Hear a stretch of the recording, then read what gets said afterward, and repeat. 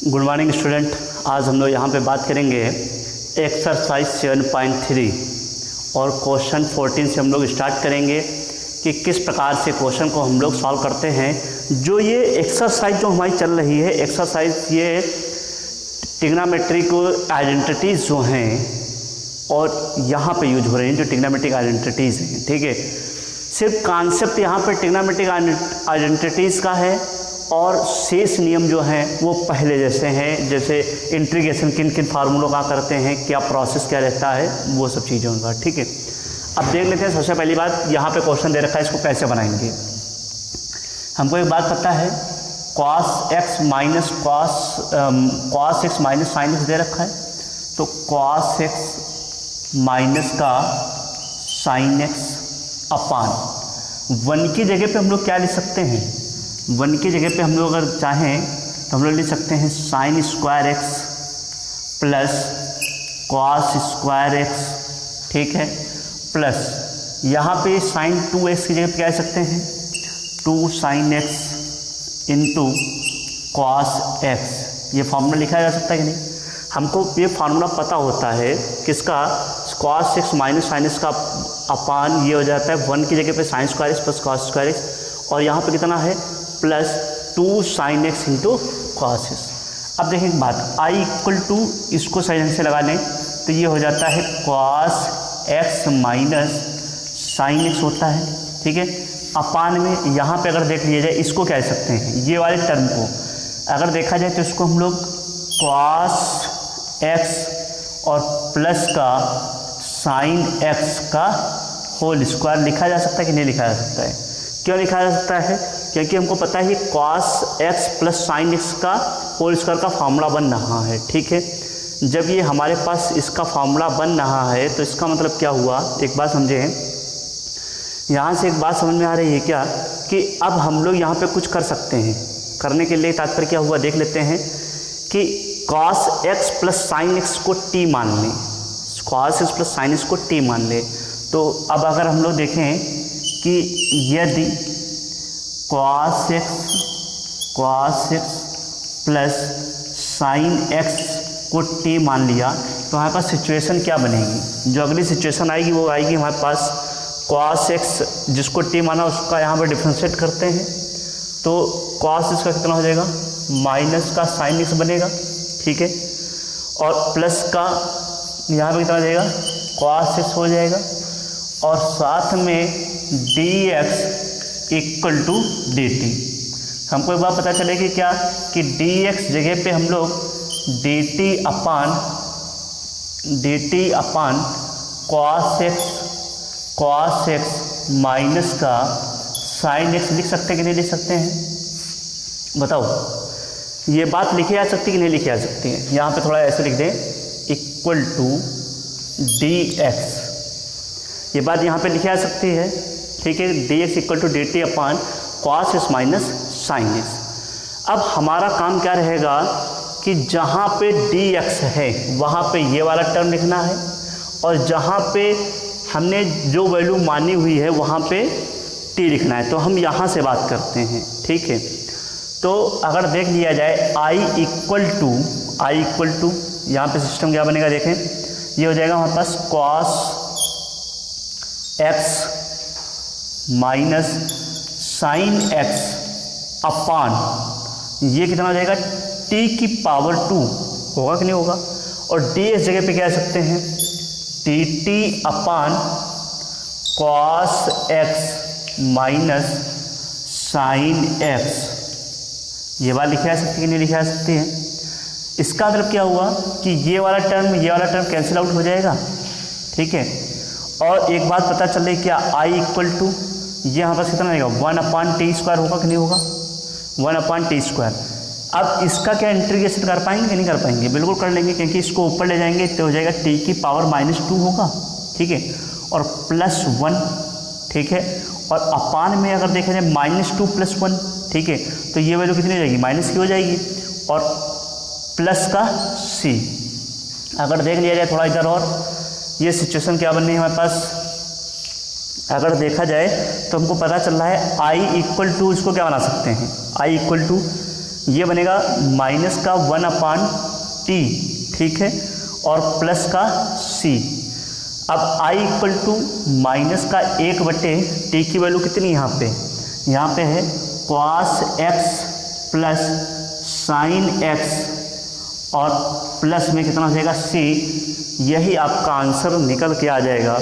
Answer यहाँ पे बनेगा, वो आंसर जो बनेगा माइनस का 1/cos x प्लस का sin x और प्लस c, ठीक है। कैसे क्वेश्चन को हम लोग सॉल्व कर रहे हैं, क्या प्रोसेस लग रहा है, ये बार बार बताने की आवश्यकता नहीं है, क्योंकि हमें ये एहसास है और हमें ये ज्ञात भी हो रहा है कि हम इतनी बार बता चुके हैं और आपको 100% चीज़ें समझ में आ रही होंगी कि कहाँ पे क्या डाउट चल रहा है। यदि किसी प्रकार का ऐसा यदि इशू आता है तो आप कमेंट करें और अपनी बात को हमारे तक पहुंचाएं। जब तक आप अपनी बात हमारे तक पहुंचाएंगे नहीं तो इसका मतलब हम आपकी बात को समझ नहीं पाएंगे, ठीक है। तो बेहतर यही होगा कि आप जो है चीज़ों को हमारे तक पहुंचाएं और अगर कोई डाउट आता है, ठीक है, तो आंसर इसका ये बनेगा i इक्वल टू माइनस का 1/cos x plus sin x। सिर्फ ट्रिग्नोमेट्री आइडेंटिटीज फॉलो हो रहे हैं और कुछ नहीं है, सिर्फ ट्रिग्नोमेट्रिक आइडेंटिटीज। और हमें विश्वास है कि आप ये ट्रिग्नोमेट्रिक आइडेंटिटीज पहले से ही जानते होंगे और इसके पहली वाली वीडियो में जो शुरुआत में हमने पढ़ाया हुआ है ट्रिग्नोमेट्री आइडेंटिटीज, ठीक है, चैप्टर जब हमने स्टार्टिंग की थी तो वहाँ पे हमने सब विधिवत रूप से बताया था कि कौन कौन से फार्मूले आपको हमेशा के लिए ध्यान में रखने पड़ेंगे। यदि आप ऐसा करते हैं तो ये मान चलिए कि आपका ये एक्सरसाइज जो है 7.3 ये अच्छी तरीके से कंप्लीट हो जाएगी और इसमें किसी भी प्रकार का डाउट नहीं आएगा, ठीक है। और यदि डाउट है तो हम आपके लिए हैं, ठीक है। देखिए क्वेश्चन नंबर, इसके बाद में नेक्स्ट क्वेश्चन देख लेते हैं। क्वेश्चन देखो, क्वेश्चन नंबर 15 है। क्वेश्चन नंबर 15 क्या दे रखा है, कह रखा है कि tan की power 3 2x into sec 2x, यही तो दे रखा है, ठीक है। तो करना क्या होगा इस प्रकार के प्रश्न में, अगर देख लेते हैं, इंटीग्रेशन करना है, ठीक है। सबसे पहली बात इसको कुछ ब्रेक कर लेते हैं, कुछ तोड़ लेते हैं। तो अगर तोड़ा जाए तो i equal to tan square 2x into tan x tan 2x, यहाँ पे tan 2x बनेगा, देख लें, ये बनेगा tan 2x into sec 2x, ठीक है। अब हमारा काम क्या रहेगा कि tan स्क्वायर 2x को कुछ लिखना पड़ेगा। क्या लिख देते हैं, देख लेते हैं। हमको ये बात पता होती है कि फार्मूला कौन सा, sec square theta minus tan square theta equal to 1 होता है ना। तो हमको tan स्क्वायर का पदम चाहिए, तो tan को उधर ले जाएं तो ये कितना देगा, sec स्क्वायर थीटा माइनस का 1 equal to tan square theta. बताओ ये बात लिखी जा सकती है कि नहीं लिखी जा सकती है। मतलब क्या हुआ कि जहाँ पे tan स्क्वायर थीटा है वहाँ पे sec स्क्वायर थीटा माइनस का 1 लिखा जा सकता है। तो इसका मतलब क्या हुआ कि यहाँ पे tan स्क्वायर जगह पे हम लोग क्या लिख दें, sec square 2x, sec square 2x, ठीक है, और माइनस का ये हो जाएगा 1, ठीक है, और इनटू में कितना बनेगा, tan 2x इंटू में कितना, sec 2x, ठीक है। कोई डाउट किसी को। अब हमारा काम क्या रहेगा, सिचुएशन को देखें। हमको एक बात पता चल रही है क्या, कि यदि हम लोग यहाँ पे कुछ मान लेते हैं, क्या मान लें, देखें, यदि sec 2x को t मान लेते हैं, sec 2x को अगर t मानेंगे तो हमको पता चलेगा sec t, यहाँ पे अवकलन करेंगे sec 2x का। जब sec 2x का अवकलन करेंगे तो हमको एक बात पता चलेगी क्या, कि sec थीटा का अवकलन डिफरेंशियल क्या होता है, sec theta into tan theta, ठीक है। तो यहाँ पे कितना हो जाएगा, sec 2x इंटू में कितना, tan 2x। बात क्लियर हो पा रही। लेकिन साथ में 2x ये तो भाई हमारे पास लगा हुआ, इसका फिर से डिफ्रेंशिएट करते हैं, तो 2x का अगर यहाँ पे डिफ्रेंशिएट करेंगे तो हमारे पास कितना हो जाएगा, 2 हो जाएगा, ठीक है। और यहाँ पे बनेगा dx इक्वल टू dt।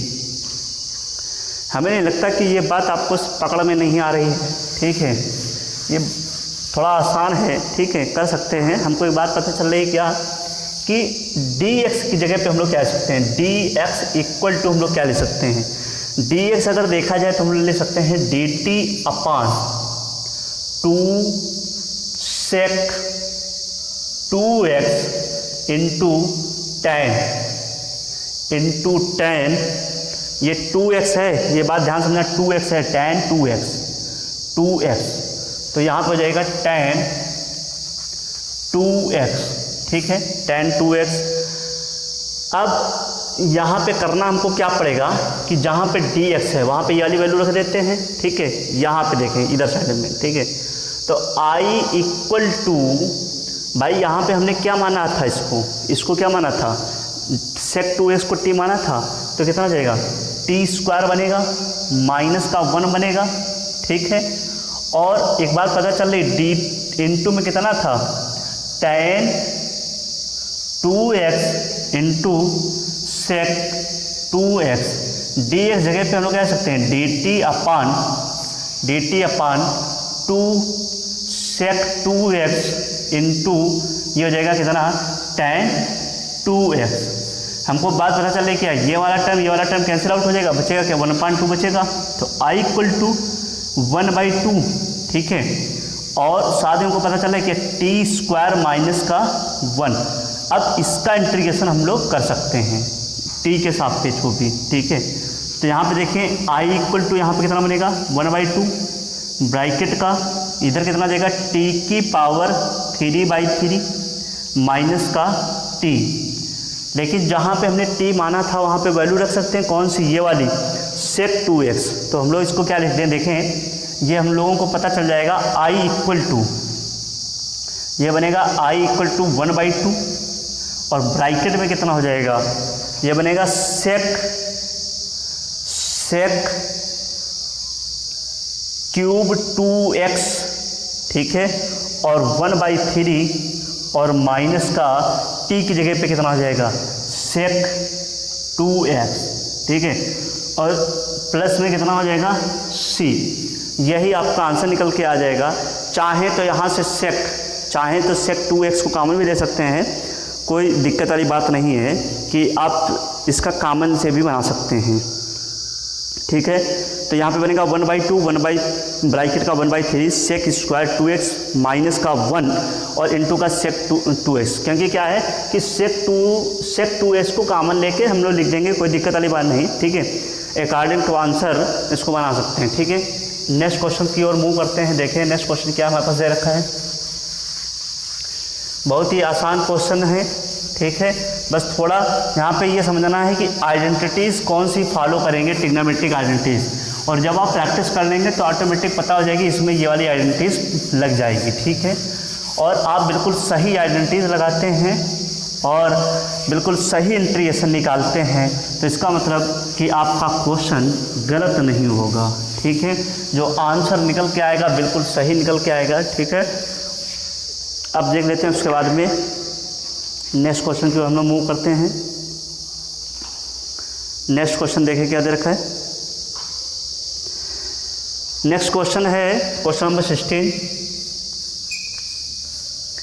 कह रखा है कि tan की पावर 4x, ठीक है, tan की पावर 4x दे रखा है, इसको हमको इंटीग्रेशन करना है, ठीक है। तो कैसे करेंगे इसका इंटीग्रेशन, वही चीज़ है, हमको लगानी है आइडेंटिटीज़ और कुछ नहीं।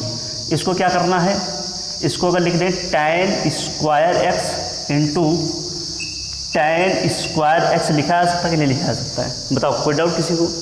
अब हमारा काम क्या रहेगा, अभी हमने बताया था कि sec² थीटा माइनस का tan² थीटा इक्वल टू 1 होता है, तो sec² थीटा माइनस का 1 इक्वल टू कितना होता है, tan² थीटा होता है कि नहीं होता है, ठीक है।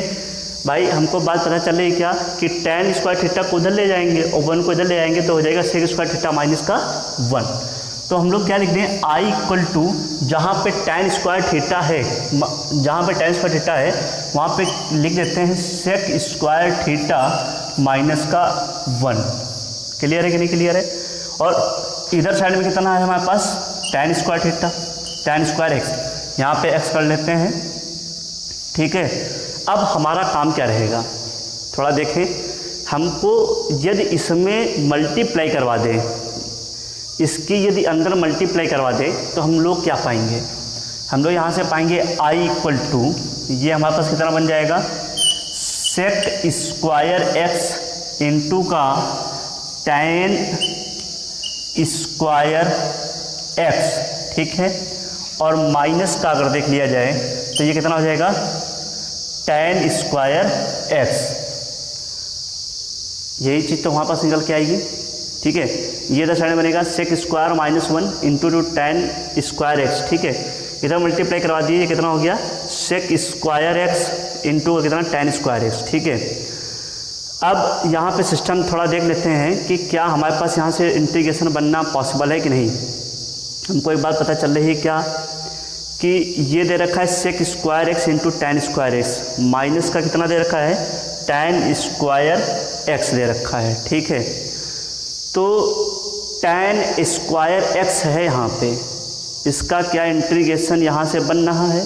ठीक है, तो यहाँ से अगर देख लिया जाए, अगर हम लोग यहाँ पे कि tan x को t मानेंगे, सिर्फ tan x को अगर t मानेंगे, ठीक है, tan x को यदि t मानते हैं तो हमारे पास ये बनेगा कितना, सेक स्क्वायर x, ये वाला तो टर्म कैंसिल हो जाएगा। ठीक है, और उसके बाद में कितना है कि tan x कितना दे रखा है, tan x दे रखा है।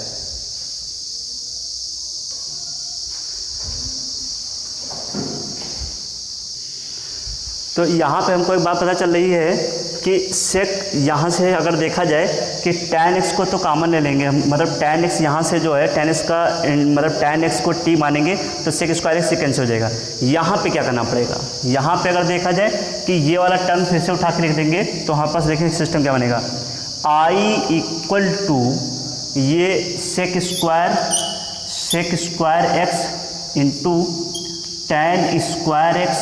ठीक है, माइनस का ये इसके जगह क्या सकते हैं, सेक स्क्वायर थीटा माइनस का 1। ये बात लिखी जा सकती है, नहीं लिखी जा सकती है।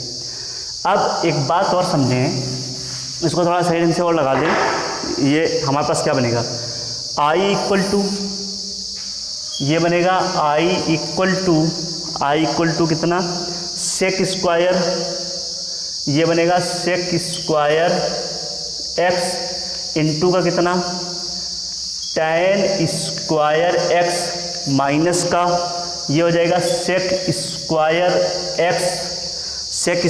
x है। ठीक है, सेक स्क्वायर x और